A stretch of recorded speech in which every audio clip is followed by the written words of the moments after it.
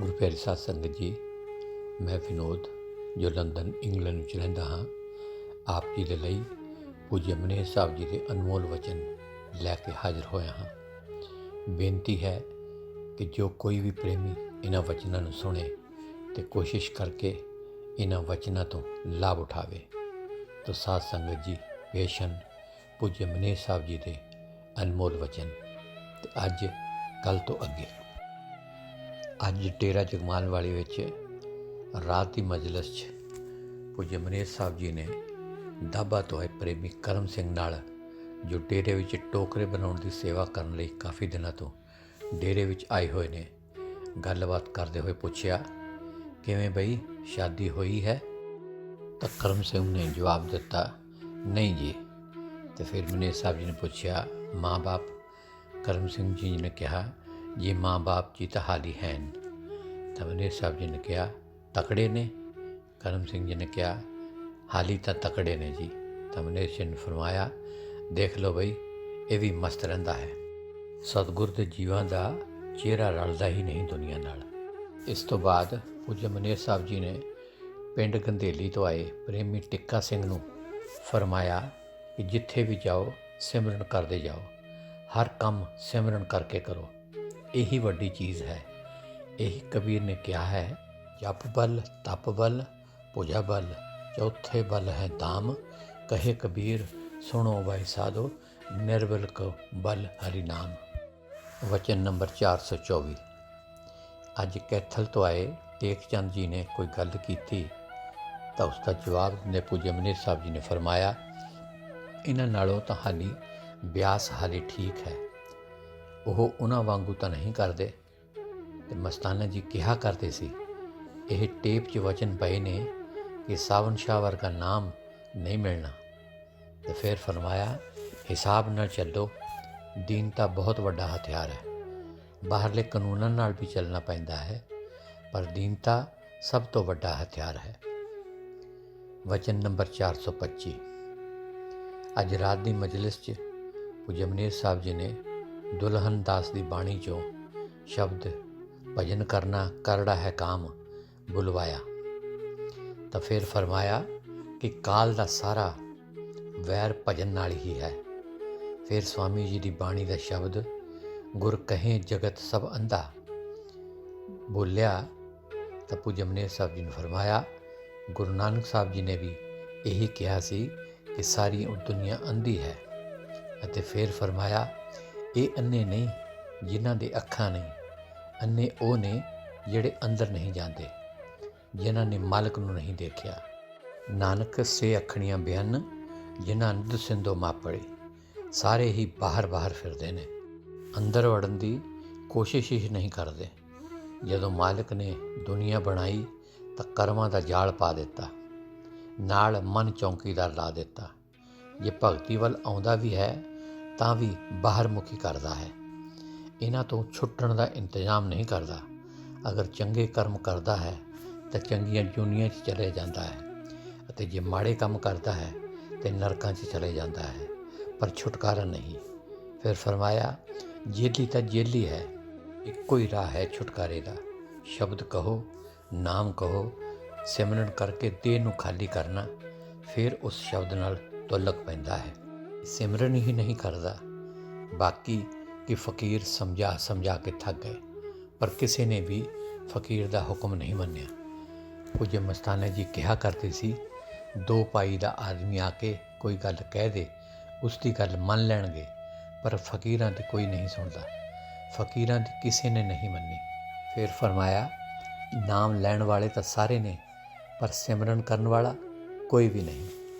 ਅਤੇ ਫਿਰ ਫਰਮਾਇਆ, ਸਾਡੇ ਅਜਾਇਬ ਸਿੰਘ ਹੁੰਦਾ ਸੀ, ਉਹ ਕਿਹਾ ਕਰਦਾ ਸੀ, ਮਨ ਆਪੇ ਹੀ ਸਾਰੇ ਕੰਮ ਕਰਾ ਕੇ ਫਿਰ ਆਪ ਹੀ ਆਪਣਾ ਮਾਹੌਲ ਉਡਾਉਂਦਾ ਹੈ। ਕਿ ਕਹਿੰਦਾ ਹੈ ਕਿ ਕਰ ਲਿਆ ਭਜਨ, ਮਨ ਭਜਨ ਕਰਨ 'ਚ ਹਰ ਤਰ੍ਹਾਂ ਨਾਲ ਰੁਕਾਵਟ ਪਾਉਂਦਾ ਹੈ। ਮਨ 100 ਤਰ੍ਹਾਂ ਦੇ ਬਹਾਨੇ ਲਾਉਂਦਾ ਹੈ ਕਿ ਚਲੋ ਬਈ ਅੱਜ ਰੋਟੀ ਨਹੀਂ ਖਾਣੀ, ਬਾਅਦ 'ਚ ਗਾਜਰਾਂ ਨਾਲ ਹੀ ਪੇਟ ਭਰ ਲੈਂਦਾ ਹੈ। ਨਹੀਂ ਤਾਂ ਅੱਜ ਜਾਗ ਲਿਆ ਕਹੇਗਾ ਅਤੇ ਕੱਲ੍ਹ ਨੂੰ ਕੰਮ ਕਿਵੇਂ ਕਰੇਗਾ। ਤਾਂ ਹੀ ਗੁਰੂ ਨਾਨਕ ਸਾਹਿਬ ਜੀ ਨੇ ਕਿਹਾ ਸੀ ਕਿ ਸਾਚਾ ਨਾਮ ਆਖਣ ਔਖਾ। ਫਕੀਰਾਂ ਨੇ ਨਤੀਜੇ ਕੱਢ ਕੇ ਲਿਖਿਆ ਹੈ। ਇਹ ਮਨ ਅੰਦਰ ਰਸ ਨਹੀਂ ਲੈਣ ਦਿੰਦਾ। ਜਦੋਂ ਤੱਕ ਰਸ ਨਹੀਂ ਲੈਂਦਾ ਇਸ ਦੀ 84 ਖਤਮ ਨਹੀਂ ਹੁੰਦੀ। ਫਿਰ ਫਰਮਾਇਆ, ਬਸ ਬਈ ਸਤਿਗੁਰੂ ਹੀ ਮਿਹਰ ਕਰੇ। ਸੱਚੇ ਪਾਤਸ਼ਾਹ ਨੇ ਇੱਕ ਅੰਗਰੇਜ਼ ਨੂੰ ਲਿਖਿਆ ਸੀ ਕਿ ਸੰਤਾਂ ਦੀ ਪੂਰੀ ਜ਼ਿੰਦਗੀ 'ਚ ਅਗਰ ਉਹਨਾਂ ਨੂੰ 1 ਜਾਂ 2 ਸੱਚੇ ਸਿੱਖ ਮਿਲ ਜਾਣ, ਉਹ ਆਪਣੇ ਆਪ ਨੂੰ ਭਾਗਸ਼ਾਲੀ ਸਮਝਦੇ ਨੇ। ਵਚਨ ਨੰਬਰ 426। ਅੱਜ ਡੇਰਾ ਜਗਮਾਲਵਾਲੀ ਵਿੱਚ ਪਿੰਡ ਗੰਧੇਲੀ ਤੋਂ ਆਏ ਪ੍ਰੇਮੀ ਟਿੱਕਾ ਸਿੰਘ ਜੀ ਨੇ ਕੋਈ ਗੱਲ ਚਲਾਈ ਤਾਂ ਪੂਜਯ ਮਨੀਰ ਸਾਹਿਬ ਜੀ ਨੇ ਉਸ ਦਾ ਜਵਾਬ ਬੜੇ ਹੀ ਅਫਸੋਸ ਅਤੇ ਦੁੱਖ ਨਾਲ ਫਰਮਾਇਆ। ਕਿਹਾ ਕਿ ਜੀ ਇਹ ਕਰਨਲ ਰਾਮ ਸਿੰਘ ਘੂਕਿਆਂ ਵਾਲੇ ਅਤੇ ਮਹਿਤਾ ਸਾਹਿਬ ਵਰਗੇ ਨਾਲ ਨਾ ਜਾਂਦੇ ਅਤੇ ਅੱਜ ਕੋਈ ਹਾਲ ਨਹੀਂ ਸੀ। ਸਾਨੂੰ ਰੋਟੀ ਚੰਗੀ ਨਹੀਂ ਲੱਗੀ ਸੀ, ਅਸੀਂ ਅੰਦਰ ਵੜ ਗਏ। ਇਹ ਤਾਂ ਸਤਿਗੁਰ ਦੀ ਮਿਹਰ ਸੀ, ਨਹੀਂ ਤਾਂ ਅੱਜ ਜ਼ਰੂਰ ਕੋਈ ਗੜਬੜ ਹੋਣੀ ਸੀ। ਅਤੇ ਫਿਰ ਫਰਮਾਇਆ, ਹੁਣ ਤੱਕ ਉਹਨਾਂ ਦੀਆਂ ਲਹਿਰਾਂ ਇੱਥੇ ਤੱਕ ਆ ਰਹੀਆਂ ਨੇ। ਇਹ ਦਿਲਾਂ ਨੂੰ ਰਾਹ ਹੁੰਦੇ ਨੇ ਜਿਵੇਂ ਟੈਲੀਫੋਨ ਹੁੰਦਾ ਹੈ। ਅਤੇ ਫਿਰ ਫਰਮਾਇਆ, ਉਹ ਕਹਿੰਦੇ ਹੋਣਗੇ ਐਂ ਕਰਨਾ ਸੀ, ਓਂ ਕਰਨਾ ਸੀ, ਇਸੇ ਤਰ੍ਹਾਂ ਹੀ ਛੁੱਟ ਕੇ ਚਲੇ ਗਏ। ਬਹੁਤ ਹੀ ਫਿਕਰ ਨਾਲ ਪੂਜਯ ਮਨੀਰ ਸਾਹਿਬ ਜੀ ਨੇ ਫਿਰ ਫਰਮਾਇਆ, ਹੁਣ ਕਾਲ ਸਿਰ 'ਤੇ ਹੈ, ਰਾਤ ਨੂੰ ਜਿੱਥੇ ਤੱਕ ਹੋ ਸਕੇ ਜਾਗੋ। ਚੰਦ ਲਾਂਗਰੀ ਦਾ ਬਾਪ ਵੀਰ ਸਿੰਘ ਨੇ ਕਿਹਾ, ਬਾਬਾ ਜੀ ਅੱਜ ਕੋਈ ਹਾਲ ਨਹੀਂ ਸੀ, ਸਤਿਗੁਰ ਨੇ ਹੀ ਮਿਹਰ ਕੀਤੀ ਹੈ। ਤਾਂ ਫਿਰ ਪੂਜਯ ਮਨੀਰ ਸਾਹਿਬ ਜੀ ਨੇ ਫਰਮਾਇਆ, ਸਾਰੇ ਕਹਿੰਦੇ ਸੀ ਥੋੜ੍ਹੇ ਘੱਲੋ, ਪਰ ਫਿਰ ਵੀ ਕਿੰਨੇ ਹੀ ਆਦਮੀ ਚਲੇ ਗਏ। ਜੇ ਥੋੜ੍ਹੇ ਜਾਂਦੇ ਤਾਂ ਉਹਨਾਂ ਨੇ ਕੁੱਟ ਦੇਣਾ ਸੀ। ਫਿਰ ਆਪ ਜੀ ਨੇ ਪੁੱਛਿਆ ਕਿ ਚਾਹ ਪਿਲਾਈ ਸੀ? ਤਾਂ ਮਹਾਤਮਾ ਬਲਕਾਰ ਜੀ ਨੇ ਕਿਹਾ, ਹਾਂਜੀ। ਤਾਂ ਪੂਜਯ ਮਨੀਰ ਸਾਹਿਬ ਜੀ ਨੇ ਪੁੱਛਿਆ ਕਿ ਖਾਣ ਲਈ ਤਾਂ ਨਹੀਂ ਦਿੱਤਾ ਸੀ ਕੁਛ? ਤਾਂ ਬਲਕਾਰ ਜੀ ਨੇ ਕਿਹਾ, ਨਹੀਂ ਜੀ। ਤਾਂ ਮਨੀਰ ਸਾਹਿਬ ਜੀ ਨੇ ਫਰਮਾਇਆ, ਚੰਗਾ ਹੋ ਗਿਆ, ਅਗਰ ਤੁਸੀਂ ਖਾ ਲੈਂਦੇ ਤੁਹਾਡੀ ਵੀ ਮੱਤ ਮਾਰੀ ਜਾਣੀ ਸੀ। ਇਹ ਤਾਂ ਖੁਰਾਕ ਦਾ ਹੀ ਇਸ ਤਰ੍ਹਾਂ ਦਾ ਅਸਰ ਹੈ, ਉਹ ਤਾਂ ਦੇਖਦੇ ਹੀ ਨਹੀਂ। ਇੱਥੇ ਤਾਂ ਅਸੀਂ ਡੇਰੇ ਵਿੱਚ ਦੇਖ ਕੇ ਦਿੰਦੇ ਹਾਂ। ਬਠਿੰਡੇ ਤੋਂ ਸਟੇਸ਼ਨ ਮਾਸਟਰ ਜੀ ਨੇ ਕਿਹਾ, ਬਾਬਾ ਜੀ ਬਹੁਤ ਹੀ ਦਾਤੇ ਦੀ ਮਿਹਰ ਰਹੀ ਹੈ। ਉਹਨਾਂ ਤਾਂ ਲੜਾਈ ਕਰਨ ਦੀ ਬਹੁਤ ਹੀ ਕੋਸ਼ਿਸ਼ ਕੀਤੀ, ਨਾਲ ਬਹੁਤ ਹੀ ਉਲਟ ਪੁਲਟ ਬੋਲਿਆ ਵੀ। ਤਾਂ ਪੂਜਯ ਮਨੀਰ ਸਾਹਿਬ ਜੀ ਨੇ ਫਰਮਾਇਆ, ਚੰਗਾ ਹੋ ਗਿਆ ਤੁਸੀਂ ਬਚ ਕੇ ਆ ਗਏ। ਤਾਂ ਜਗਮਾਲਵਾਲੀ ਤੋਂ ਸੱਜਣ ਸਿੰਘ ਜੀ ਕਾਫੀ ਗੁੱਸੇ ਨਾਲ ਬੋਲੇ ਕਿ ਬਾਬਾ ਜੀ ਇਹ ਕਾਲ ਕਿੰਨੀ ਦੇਰ ਤੱਕ ਪਿੱਛੇ ਰਹੂਗਾ? ਤਾਂ ਪੂਜਯ ਮਨੀਰ ਸਾਹਿਬ ਜੀ ਨੇ ਬੜੇ ਹੀ ਧੀਰਜ ਨਾਲ ਫਰਮਾਇਆ, ਇਹ ਕਾਲ ਫਕੀਰਾਂ ਦੇ ਨਾਲ ਹੀ ਰਹਿੰਦਾ ਹੈ, ਇਹਨਾਂ ਨੇ ਕੋਈ ਕਸਰ ਨਹੀਂ ਛੱਡੇ। ਸਾਰੇ ਫਕੀਰਾਂ ਨਾਲ ਇਸੇ ਤਰ੍ਹਾਂ ਹੀ ਕੀਤਾ ਹੈ। ਸੂਲੀ 'ਤੇ ਚਾੜ ਦਿੱਤਾ, ਰੇਤਾਂ ਪਾਈਆਂ, ਤੱਤੀਆਂ ਤਵੀਆਂ 'ਤੇ ਬੈਠ ਗਏ। ਇਸ ਨੂੰ ਠੱਲ ਪਾਉਣ ਵਾਲਾ ਸਿਮਰਨ ਹੈ। ਆਪ ਸਿਮਰਨ ਕਰੋ, ਕੋਈ ਕੁਝ ਨਹੀਂ ਹੁੰਦਾ। ਤਾਂ ਸੱਜਣ ਸਿੰਘ ਜੀ ਬਹੁਤ ਹੀ ਅਫਸੋਸ ਨਾਲ ਕਹਿਣ ਲੱਗਾ, ਜਿਹੜੀ ਅੱਜ ਗੱਲ ਸੁਣੀ ਹੈ, ਸੁਣ ਕੇ ਲਾਟਾਂ ਨਿਕਲਦੀਆਂ ਨੇ। ਤਾਂ ਪੂਜਯ ਮਨੀਰ ਸਾਹਿਬ ਜੀ ਨੇ ਬਹੁਤ ਹੀ ਧੀਰਜ ਨਾਲ ਫਰਮਾਇਆ, ਫਿਕਰ ਨਾ ਕਰੋ, ਸ਼ਾਂਤੀ ਰੱਖੋ, ਮਰਨਾ ਤਾਂ ਹੈ ਹੀ, ਇਹ ਦੁਨੀਆ ਵੀ ਤਾਂ ਛੱਡਣੀ ਹੈ ਅਤੇ ਬਾਕੀ ਕੀ। ਅਤੇ ਸੱਜਣ ਸਿੰਘ ਨੇ ਕਿਹਾ, ਜੇ ਸਾਡੇ ਬੈਠੇ ਤੁਸੀਂ ਕਿਉਂ ਜਾਓ, ਤੁਹਾਡੇ ਬੈਠੇ ਅਸੀਂ ਜਾਵਾਂਗੇ। ਤਾਂ ਪੂਜਯ ਮਨੀਰ ਸਾਹਿਬ ਜੀ ਨੇ ਫਰਮਾਇਆ, ਬਸ ਰਾਤ ਨੂੰ ਜਾਗੋ, ਰੋਵੋ ਅਤੇ ਸਿਮਰਨ ਕਰੋ, ਇਹੀ ਵੱਡਾ ਹਥਿਆਰ ਹੈ। ਉਹਨਾਂ ਕੋਲ ਤਾਂ ਇੰਨੇ ਸਾਧਨ ਨੇ। ਇਹ ਗੱਲ ਸੁਣ ਕੇ ਸੱਜਣ ਸਿੰਘ ਨੇ ਕਿਹਾ, ਸੱਚ ਗੱਲ ਹੈ ਜੀ, ਪਰ ਸਾਡੇ ਕੋਲੋਂ ਸਿਮਰਨ ਤਾਂ ਹੁੰਦਾ ਨਹੀਂ, ਸਾਨੂੰ ਤਾਂ ਵਾਰ-ਵਾਰ ਉਹੀ ਖਿਆਲ ਆਉਂਦਾ ਹੈ। ਤਾਂ ਪੂਜਯ ਮਨੀਰ ਸਾਹਿਬ ਜੀ ਨੇ ਸੱਜਣ ਸਿੰਘ ਦੀ ਗੱਲ ਸੁਣ ਕੇ ਕਿਹਾ, ਸੱਜਣ ਸਿੰਘ ਜਿਵੇਂ ਹੁੰਦਾ ਹੈ ਉਵੇਂ ਹੀ ਕਰੋ, ਪਰ ਸਿਮਰਨ ਕਰੋ ਜ਼ਰੂਰ। ਅਤੇ ਪੂਜਯ ਮਨੀਰ ਸਾਹਿਬ ਜੀ ਦੀ ਇਹ ਗੱਲ ਸੁਣ ਕੇ ਸੱਜਣ ਸਿੰਘ ਨੇ ਕਿਹਾ, ਉਹਨਾਂ ਨੂੰ ਕੀ ਦੁੱਖ ਹੈ, ਉਹ ਆਪਣਾ ਰਹਿਣ, ਪਰ ਸਾਨੂੰ ਤਾਂ ਨਾ ਦੁੱਖ ਦੇਣ। ਤਾਂ ਇਹ ਸੁਣ ਕੇ ਪੂਜਯ ਮਨੀਰ ਸਾਹਿਬ ਜੀ ਨੇ ਫਰਮਾਇਆ, ਉਹ ਆਪਣੀ ਆਦਤ ਤੋਂ ਮਜਬੂਰ ਨੇ, ਹੋਰ ਕੀ ਕਰਨ।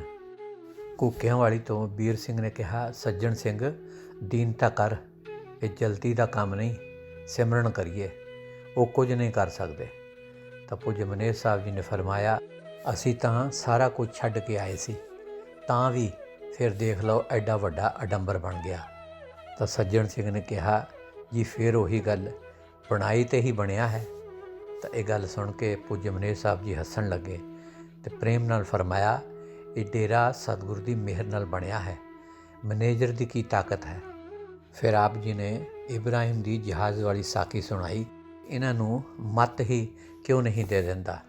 ਅਤੇ ਫਿਰ ਫਰਮਾਇਆ, ਸਤਿਗੁਰ ਅੱਗੇ ਬੇਨਤੀ ਕਰੋ, ਉਹਨਾਂ ਨੂੰ ਅਕਲ ਹੀ ਕਿਉਂ ਨਹੀਂ ਦੇ ਦਿੰਦਾ।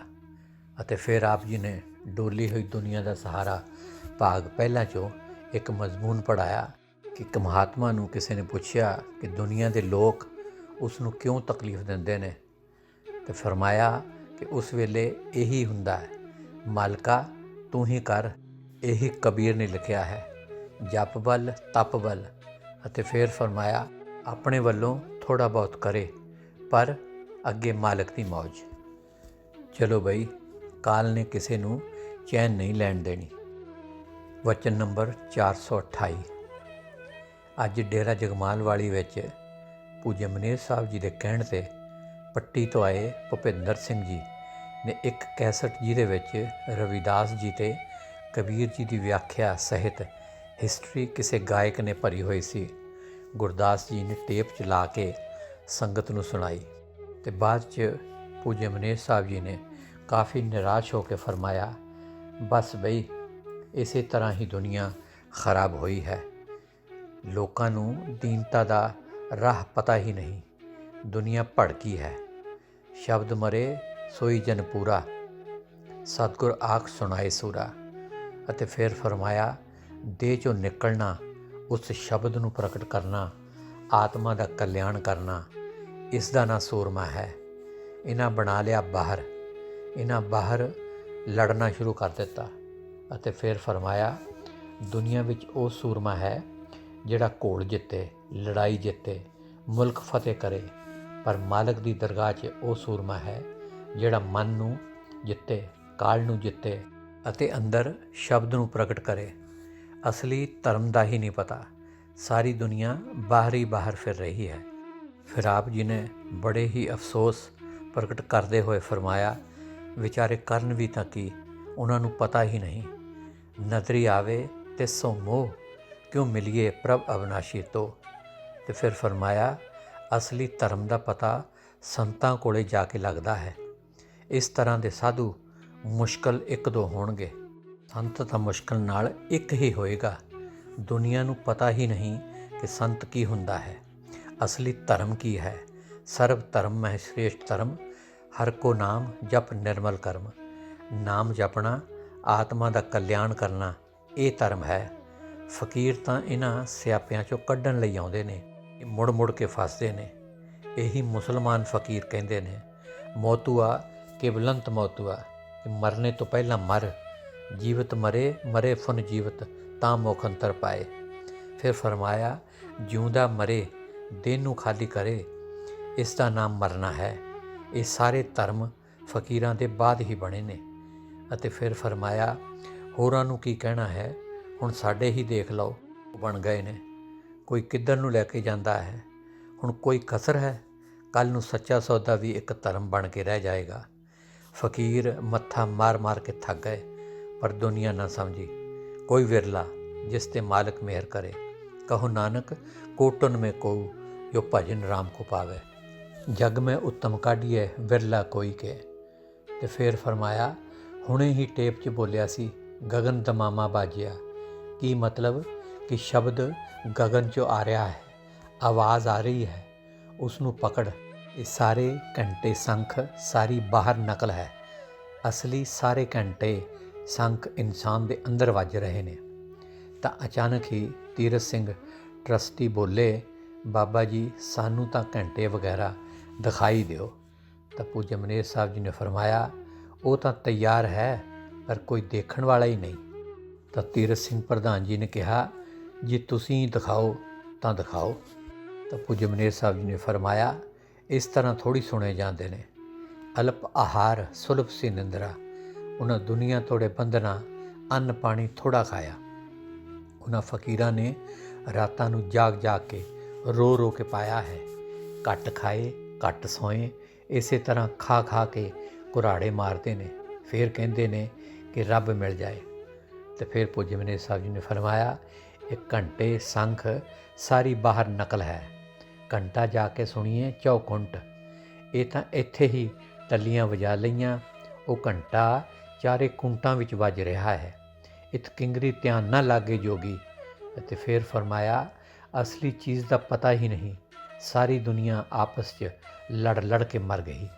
ਹਿੰਦੂ ਹਿੰਦੂ ਨਾਲ ਲੜ ਰਿਹਾ ਹੈ, ਸਿੱਖ ਸਿੱਖ ਨਾਲ ਲੜ ਰਿਹਾ ਹੈ, ਮੁਸਲਮਾਨ ਮੁਸਲਮਾਨ ਨਾਲ ਲੜੀ ਜਾਂਦੇ ਨੇ। 72 ਫਿਰਕੇ ਨੇ, ਉਹਨਾਂ ਦੀ ਇੱਕ ਕੌਮ ਹੈ। ਅਹਿਮਦੀਆ ਨੇ ਉਹ ਉਹਨਾਂ ਨੂੰ ਕਹਿੰਦੇ ਕਿ ਤੁਸੀਂ ਤਾਂ ਮੁਸਲਮਾਨ ਹੀ ਨਹੀਂ।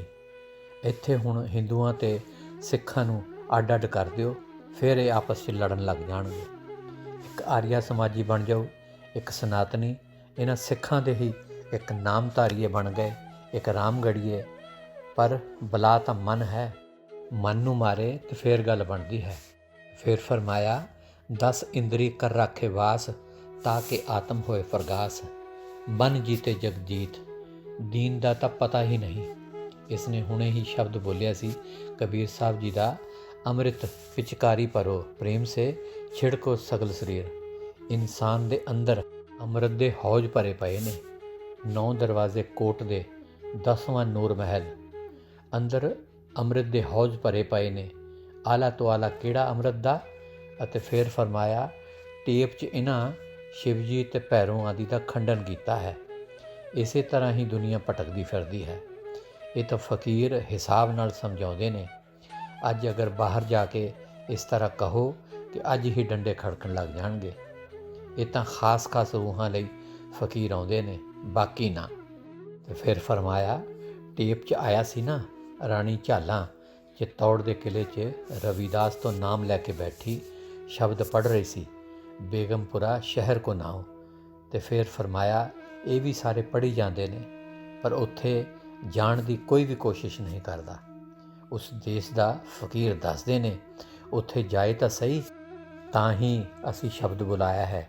ਸਤਿਗੁਰੂ ਸਾਹਿਬ ਜੀਓ ਸਾਰੀ ਬੇਨਤੀ ਸੁਣ ਜਾਓ। ਉਹ ਸਤਿਗੁਰੂ ਹੀ ਮਿਹਰ ਕਰੇ ਤਾਂ ਕੋਈ ਫਕੀਰ ਮਿਲੇ। ਵੈਸੇ ਤਾਂ ਫਕੀਰਾਂ ਨਾਲ ਦੁਨੀਆ ਭਰੀ ਪਈ ਹੈ, ਪਰ ਵਿਰਲਾ ਕੋਈ ਇੱਕ ਆਦ। ਫਿਰ ਫਰਮਾਇਆ ਇਹ ਤਾਂ ਜਦੋਂ ਸਾਰੀਆਂ ਆਕੜਾਂ ਨਿਕਲ ਜਾਂਦੀਆਂ ਨੇ, ਫਿਰ ਮਾਲਕ ਮਿਹਰ ਕਰਦਾ ਹੈ। ਹੋਏ ਨਿਮਾਣੀ ਢਹਿ ਪਈ। ਮਾਰਨਾ ਸੀ ਮਨ ਨੂੰ, ਇਹਨਾਂ ਬਾਹਰ ਤਲਵਾਰਾਂ ਚੱਕ ਲਈਆਂ। ਵਚਨ ਨੰਬਰ 429। ਅੱਜ ਡੇਰਾ ਜਗਮਾਲਵਾਲੀ ਵਿੱਚ ਰਾਤ ਦੀ ਮਜਲਿਸ 'ਚ ਭਗਤ ਰਵਿਦਾਸ ਦੀ ਬਾਣੀ 'ਚੋਂ ਸ਼ਬਦ ਲਿਆ ਗਿਆ, ਨਾਮ ਤੇਰੋ ਆਰਤੀ ਸੰਤਨ ਮੁਰਾਰੇ। ਸ਼ਬਦ ਬੋਲਿਆ ਤਾਂ ਪੂਜਯ ਮਨੇਰ ਸਾਹਿਬ ਜੀ ਨੇ ਪਿੰਡ ਜੰਡਾਵਾਲਾ ਤੋਂ ਆਏ ਮਿਸਤਰੀ ਭਗੌੜੇ ਵੱਲ ਇਸ਼ਾਰਾ ਕਰਦੇ ਹੋਏ ਫਰਮਾਇਆ, ਮਿਸਤਰੀ ਜੀ ਕਿੰਨੇ ਪਾਠ ਕੀਤੇ ਨੇ? ਤਾਂ ਮਿਸਤਰੀ ਜੀ ਨੇ ਕਿਹਾ 20-30 ਤਾਂ ਕੀਤੇ ਨੇ ਜੀ। ਤਾਂ ਫਿਰ ਫਰਮਾਇਆ ਇਸ ਸ਼ਬਦ ਦਾ ਕੀ ਮਤਲਬ ਹੈ? ਫਿਰ ਆਪ ਹੀ ਜਵਾਬ ਦਿੰਦੇ ਹੋਏ ਪੂਜਯ ਮਨੇਰ ਸਾਹਿਬ ਜੀ ਨੇ ਫਰਮਾਇਆ ਕਿ ਹਰ ਜਗ੍ਹਾ ਨਾਮ ਹੀ ਕੰਮ ਕਰਦਾ ਹੈ। ਦੀਵੇ 'ਚ ਬੱਤੀ 'ਚ ਵੀ ਉਸ ਨਾਮ ਸਭ ਨੂੰ ਤਾਕਤ ਦੇ ਰਿਹਾ ਹੈ। ਇਹ ਬਾਹਰ ਚਾਰੇ ਵੇਦ ਅਤੇ ਚਾਰੇ ਖਾਨਾ, ਇਹ ਤਾਂ ਦੁਨੀਆ ਨੂੰ ਚਲਾਉਣ ਲਈ, ਅਤੇ ਉਹ ਤਾਕਤ ਹੀ ਸਭ ਨੂੰ ਚਲਾ ਰਹੀ ਹੈ। ਦੇਖ ਲਓ ਬਾਹਰ ਬਿਜਲੀ ਹੀ ਸਾਰਾ ਕੰਮ ਕਰ ਰਹੀ ਹੈ, ਪੱਖਿਆਂ 'ਚ ਬਲਬਾਂ 'ਚ। ਇਸੇ ਤਰ੍ਹਾਂ ਹੀ ਨਾਮ ਹੈ। ਵਚਨ ਨੰਬਰ 430। ਅੱਜ ਰਾਤ ਦੀ ਮਜਲਿਸ ਵਿੱਚ ਛੂ ਕਰ ਕਵਨ ਕਵਨ ਨਹੀਂ ਪਤਰਿਆ ਤੁਮਰੀ ਪ੍ਰਤੀਤ ਸ਼ਬਦ ਬੋਲਿਆ ਤਾਂ ਪੂਜਯ ਮਨੇਰ ਸਾਹਿਬ ਜੀ ਨੇ ਫਰਮਾਇਆ ਕਿ ਮਸਤਾਨਾ ਜੀ ਕਿਹਾ ਕਰਦੇ ਸਨ ਕਿ ਹਿੰਦੁਸਤਾਨ ਵਿੱਚ ਕਿੰਨੇ ਵਕੀਲ ਨੇ? ਅਤੇ ਸੰਗਤ ਨੇ ਕਹਿਣਾ ਜੀ ਹਜ਼ਾਰਾਂ ਹੀ ਨੇ। ਤਾਂ ਪੂਜਯ ਮਸਤਾਨਾ ਜੀ ਨੇ ਕਹਿਣਾ ਕਿ ਕਾਲ ਦਾ ਇੱਕ ਹੀ ਵਕੀਲ ਹੈ ਜੋ ਮਨ ਹੈ। ਇਸ ਦਾ ਇੱਕੋ ਹੀ ਕੰਮ ਹੈ ਕਿ ਜੀਵ ਨੂੰ ਭੁਲਾਉਣਾ ਅਤੇ ਭਟਕਾਉਣਾ, ਮਾਲਕ ਦੀ ਭਗਤੀ ਤੋਂ ਦੂਰ ਰੱਖਣਾ। ਅਤੇ ਫਿਰ ਫਰਮਾਇਆ ਇਸ ਮਨ 'ਤੇ ਜਿਸ ਨੇ ਵੀ ਭਰੋਸਾ ਕੀਤਾ ਉਹ ਮਾਰਿਆ ਗਿਆ। ਜਿਵੇਂ ਖੋਤੇ ਦਾ ਪੈਖਰ ਉਦੋਂ ਹੀ ਖੋਲ੍ਹਦੇ ਹਾਂ ਜਦੋਂ 2.5 ਮਣ ਬੋਝ ਲੱਦ ਦਿੰਦੇ ਹਾਂ, ਨਹੀਂ ਤਾਂ ਦੁਲੱਤੇ ਹੀ ਮਾਰਦਾ ਰਹਿੰਦਾ ਹੈ। ਇਹੀ ਸਾਡਾ ਦੁਸ਼ਮਣ ਹੈ ਜਿਸ ਨੇ ਬੜੇ ਮਾਰ ਦਿੱਤੇ। 88 ਹਜ਼ਾਰ ਸਾਲ ਤਪ ਵਾਲਿਆਂ ਨੂੰ ਖਾ ਗਿਆ, 60 ਹਜ਼ਾਰ ਸਾਲ ਤਪ ਵੱਲ ਕਰਨ ਵਾਲਿਆਂ ਨੂੰ ਖਾ ਗਿਆ, ਪੌਣਹਾਰੀ ਜੋਗੀਆਂ ਨੂੰ ਖਾ ਗਿਆ। ਜਿਹਨੇ ਮਨ ਦਾ ਕਹਾ ਮੰਨਿਆ ਉਹਨੂੰ ਹੀ ਮਾਰ ਦਿੱਤਾ। ਇਸ ਦਾ ਇੱਕੋ ਇਲਾਜ ਹੈ, ਇਸ ਮਨ ਨੂੰ ਦਿਨ ਪਰ ਰਾਤ ਸੇਵਾ ਅਤੇ ਸਿਮਰਨ 'ਚ ਚਲਾਈ ਰੱਖੋ। ਜਿਹੜਾ ਮਾਲਕ ਹੈ ਬਚਾਉਣ ਵਾਲਾ ਹੈ, ਉਸ ਦੇ ਤਾਂ ਖਿਲਾਫ ਹੈ। ਇਹਨਾਂ 5 ਡਾਕੂਆਂ ਨੇ ਹੀ ਘੇਰ ਰੱਖਿਆ ਹੈ। ਕਿਹੜਾ ਮਾਲਕ ਹੈ ਛੁਡਾਉਣ ਵਾਲਾ? ਆਖਿਰ 'ਚ ਕਹਿੰਦੇ ਨੇ ਕਿ ਉਹਨਾਂ ਸੰਤਾਂ ਦੀ ਸ਼ਰਨ 'ਚ ਜਾ ਜਿਨ੍ਹਾਂ ਨੇ ਮਨ ਨੂੰ ਵਸ ਕੀਤਾ ਹੈ। ਮਨ ਬੜੀ ਬਲਾ ਹੈ, ਇਹ ਸਾਰਿਆਂ ਤੋਂ ਵੱਡਾ ਧੋਖੇਬਾਜ਼ ਹੈ। ਆਪੇ ਹੀ ਕਹਿ ਦੇਵੇਗਾ ਕਿ ਸਵੇਰੇ ਜਲਦੀ ਜਾਗੂੰਗਾ ਅਤੇ ਫਿਰ ਆਪੇ ਹੀ ਕਹਿ ਦਊ ਕਿ ਥੋੜ੍ਹਾ ਹੋਰ ਸੌਂ ਲੈ। ਕਹਿੰਦੇ ਮਨ ਜੇ ਹਾਥੀ ਹੋਏ ਤਾਂ ਅੰਕੁਸ਼ ਨਾਲ ਕਾਬੂ ਕਰ ਲੈ, ਅਤੇ ਜੇ ਘੋੜਾ ਹੋਏ ਤਾਂ ਲਗਾਮ ਪਾ ਲੈ। ਅਤੇ ਫਿਰ ਫਰਮਾਇਆ ਇਸ ਮਨ ਦਾ ਪਤਾ ਹੀ ਨਹੀਂ ਲੱਗਦਾ। ਅਤੇ ਬਾਅਦ 'ਚ ਕਬੀਰ ਜੀ ਦੀ ਬਾਣੀ ਰਾਮ ਗੁਣ ਨਿਆਰੋ ਨਿਆਰੋ ਬੋਲਿਆ ਤਾਂ ਪੂਜਯ ਮਨੇਰ ਸਾਹਿਬ ਜੀ ਨੇ ਫਰਮਾਇਆ, ਦੇਖ ਲਓ ਬਈ, ਰਾਮ ਨੂੰ, ਕ੍ਰਿਸ਼ਨ ਨੂੰ ਉਸ ਰਾਮ ਦਾ ਨਹੀਂ ਪਤਾ ਲੱਗਾ, ਨਾਲੇ ਤਰਲੋਕੀ ਦੇ ਮਾਲਕ ਸੀ। ਨਾਮ ਨੂੰ ਪ੍ਰਗਟ ਕਰਨਾ ਇਹੀ ਗੁਣ ਗਾਉਣਾ ਹੈ। ਸੋ ਗੁਰੂ ਪਿਆਰੀ ਸਾਧ ਸੰਗਤ ਜੀ, ਅੱਜ ਲਈ ਸਿਰਫ ਇੰਨਾ ਹੀ। ਕੱਲ੍ਹ ਫੇਰ ਆਪਣੇ ਪਿਆਰੇ ਮੁਰਸ਼ਦ ਪੂਜਯ ਮਨੇਰ ਸਾਹਿਬ ਜੀ ਦੇ ਅਨਮੋਲ ਵਚਨਾਂ ਦਾ ਖਜ਼ਾਨਾ ਲੈ ਕੇ ਆਪ ਜੀ ਨਾਲ ਰੂਬਰੂ ਹੋਵਾਂਗਾ। ਤਦ ਤੱਕ ਦੇ ਲਈ ਇਸ ਨਾਚੀਜ਼ ਨੂੰ ਇਜਾਜ਼ਤ ਦਿਓ ਅਤੇ ਨਾਲ ਹੀ ਮੇਰੇ ਦੋਨੋਂ ਹੱਥ ਜੋੜ ਕੇ ਪਿਆਰ ਭਰੀ ਧੰਨ ਧੰਨ ਸਤਿਗੁਰੂ ਤੇਰਾ ਹੀ ਆਸਰਾ, ਹਾਜ਼ਰ ਨਾਜ਼ਰ ਜਿੰਦਾ ਰਾਮ ਤੇਰਾ ਹੀ ਆਸਰਾ ਕਬੂਲ ਫਰਮਾਓ।